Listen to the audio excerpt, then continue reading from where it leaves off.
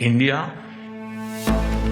stands with Israel firmly with full conviction. ద్వంద్వనీతి Narendra Modi కాలానికి వచ్చేసరికి ఆదర్శాలు మరుగునపడి రియల్ పాలిటిక్ తెరపైకి వచ్చింది.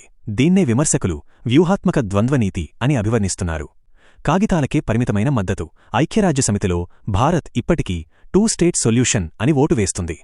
కాని క్షేత్రస్థాయిలో ప్రధాని మోదీ ఇజ్రాయెల్ గడ్డపై నిలబడి పాలస్తీనా పేరు ఎత్తకుండా ఇజ్రాయెల్ భద్రత గురించే మాట్లాడటం ఈ ద్వంద్వత్వానికి నిదర్శనం. అవసరాల స్నేహం, ఇజ్రాయెల్ నుండి వచ్చే ఆయుధాలు, నిఘా సాంకేతికత, పెగాసస్ వంటివి మరియు రక్షణ ఒప్పందాల ముందు పాలస్తీనా ప్రజల కష్టాలు భారత్కు ద్వితీయ ప్రాధాన్యతగా మారిపోయాయి. డీహైఫనేషన్ మర్మం పాలస్తీనాతో సంబంధం లేకుండా ఇజ్రాయెల్తో ప్రత్యేక బంధాన్ని కొనసాగించడం ద్వారా భారత్ తన పాత మిత్రులను విస్మరిస్తోందనే ఆరోపణలు బలంగా వినిపిస్తున్నాయి.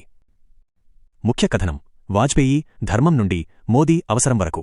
భారత విదేశాంగ విధానంలో నైతికతకు చరమగీతం. పాలస్తీనా పట్ల వ్యూహాత్మక ద్వంద్వనీతికి తెరలేచినట్టేనా భారతదేశ విదేశాంగ విధానం ఒక పెనుమార్పుకు లోనవుతోంది. ఒకప్పుడు అంతర్జాతీయ వేదికలపై ధర్మం మరియు న్యాయం ప్రాతిపదికన నిర్ణయాలు తీసుకున్న భారత్ నేడు కేవలం వ్యూహాత్మక అవసరం మరియు జాతీయ ప్రయోజనాలే దిక్సూచిగా ముందుకు సాగుతోంది. ముఖ్యంగా పాలస్తీనా ఇజ్రాయెల్ విషయంలో అటల్ బిహారీ వాజ్పేయి హయాంలో ఉన్న ఆ పవిత్రమైన నైతిక బాధ్యత నేడు నరేంద్ర మోదీ హయాంలో కేవలం అధికారిక రికార్డులకే పరిమితమైందా? गलतफहमी को दूर करने के लिए मैं कहना चाहता हूं कि हम हर एक प्रश्न को गुण और अवगुण के आधार पर देखेंगे, लेकिन मध्य पूर्व के बारे में यह स्थिति साफ है कि अरबों की जिस जमीन पर इजराइल कब्जा करके बैठा है वो जमीन उसको खाली करना होगी. आक्रमणकारी आक्रमण के फलों का उपभोग करे, यह हमें अपने संबंध में स्वीकार नहीं है. तो जो नियम हम पर लागू है वो औरों पर भी लागू होगा.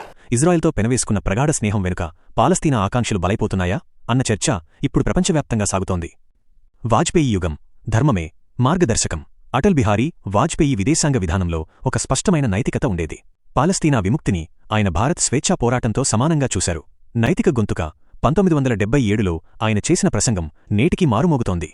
ఇజ్రాయెల్ ఆక్రమించిన అరబ్ భూభాగాలను ఖాళీ చేయాల్సిందే అని చెప్పడంలో ఆయనకు ఎలాంటి సంకోచం లేదు.